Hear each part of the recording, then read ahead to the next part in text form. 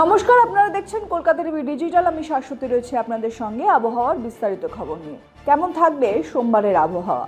কার্যত একটি ঘূর্ণাবর্তের অবস্থান রয়েছে সাব হিমালয়ান ওয়েস্ট বেঙ্গলের ওপর। তার সঙ্গে সঙ্গে একটি অক্ষরেখার অবস্থান রয়েছে একেবারে সুদূর রাজস্থান থেকে গাঙ্গেয় পশ্চিমবঙ্গের উপর দিয়ে।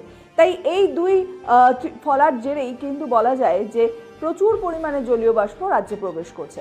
কার্যত আজকেও সেই পরিস্থিতি বজায় থাকবে এবং সেখান থেকে সোমবার দিনভর বিক্ষিপ্তভাবে রাজ্যের বিভিন্ন প্রান্তে ঝড় বৃষ্টির পূর্বাভাস রয়েছে।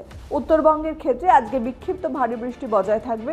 উপরের 4 জেলাতে সোমবার কার্যত ভারী কয়েক ফসলা বৃষ্টি হওয়ার সম্ভাবনা রয়েছে। তার সঙ্গে 40 থেকে 50 কিলোমিটার বেগে দমকা ঝোড়ো হাওয়া বইতে পারে বলে জানাচ্ছে আলিপুর আবহাওয়া দপ্তর। বাদ যাবে না দক্ষিণবঙ্গের বিশেষত পশ্চিমের জেলাগুলিতে বৃষ্টিপাতের পরিমাণ কিছুটা বেশি থাকবে। তবে উত্তর 24 পরগনা, দক্ষিণ 24 পরগনা, হাওড়া, হুগলি, কলকাতা এই জেলাগুলির ক্ষেত্রেও কয়েক ফসলা বৃষ্টির সম্ভাবনা রয়েছে।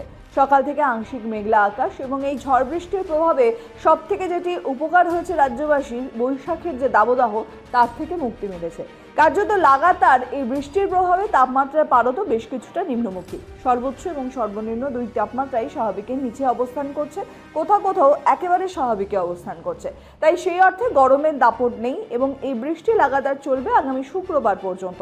এবং উত্তরবঙ্গের ক্ষেত্রে লাগাতার বৃষ্টির তোড় কিন্তু বাড়ার ইঙ্গিত মিলছে এবং শুক্রবার পর্যন্তই কার্যত উত্তরবঙ্গের একাধিক জেলাতে ভারী বৃষ্টির সম্ভাবনার পূর্বাভাস জারি করা হয়েছে।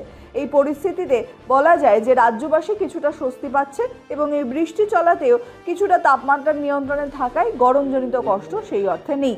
তবে ধীরে ধীরে আকাশ পরিষ্কার হবে এবং জ্যৈষ্ঠের গরম কিন্তু মিলতে পারে পশ্চিমবঙ্গবাসীর। আরও বিস্তারিত খবরের জন্য চোখ রাখুন কলকাতা টিভি ডিজিটালে। কলকাতা টিভি, রাত দিন 7 দিন।